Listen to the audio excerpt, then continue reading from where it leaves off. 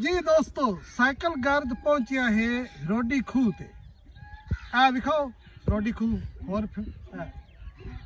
रोडी खूह ते पहुंचा है और रोडी खूह है दोस्तों ए नाल मुबारक खान है ये वैसे मौजो मुबारक खान है तहसील साहिवाल जिला सरगोदा जी। पहले मैं फिरदा रहना दरियाए जेहलम दी कद्दी ते ए है आड़ा यानी दरियाए जेहलम दे इस पासे ये दरिया तो दूर 10-15 किलोमीटर आड़े ते मैं आया वा ते इत्थे आई साडी मुलाकात है साडे जनाब मलक बिरादरी है उन्हां दे नाल असीं कोई बैत है उन्हां दे कोलों अज असीं गावण सुनने गावण आओ बस वाह देखो वाह जी वाह बस ठीक है ये केड़ी जगह जी ए कानूनी है हाँ। किस नाम तू ए मुबारक खान हाँ अच्छा ते रोडी खूह याद है ए रोडी खूह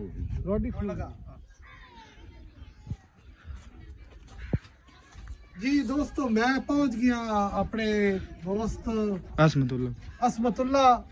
उन्हां दी बैठक ते आओ वेदे हाँ बैठक अच्छा भाई असमतुल्ला और क्या हाल है ठीक ठाक अल्लाह का शुक्र है वाह जी वाह आ के तोली होते के एडी ढोल है जी तोली तो करते हैं अच्छा वाह जी वाह अपने ते आ के आ भी ए भी ढोल एक ढोल है back is pack good Allah back one बनवाना है हाँ ये सब बनवा लिया ठीक है लाओ जी हुन असली बात चाह ठीक है जी आओ नहीं पे लाओ जी ਅਸੀਂ ਹੁਣ ये चाह पे पीने मेहरबानी शुक्रिया थैंक यू ਤੇ ਢੋਲੀ ਵਿੱਚ ਆਦਾ ਪਿਆ नहीं ਉੱਤਾ ਕਾਹਦਾ ਥੋੜੀ ਢੋਲੀ ਵਿੱਚ ਆਦਨਾ ਵੇਦ ਕੀ ਆਦਾ ਪਿਆ ਹੈ ਭਾਈ मैं क्यों साजी तुसी साडे नाल आ जाओ ਹਾਂ ते वीडियो बनाई करो जनाब ठीक है साडे नाल वीडियो ਮੈਂ ਤਬਾਜ ਰਹਾ ਕੋਈ ਇਤਰਾਜ਼ ਨਹੀਂ ਬਾਤ ਤੁਹਾਡੇ ਨਾਲ ਆ ਜਨਾ ਹਰ ਵਕਤ ਨਾਲ ਆ ਖੈਰ ਇੰਸ਼ਾਅੱਲਾ जानिए सैनु प्यार सिखाते मल परदेस मल परदेस जानिए सैनु प्यार सिखाते मल परदेस मल परदेस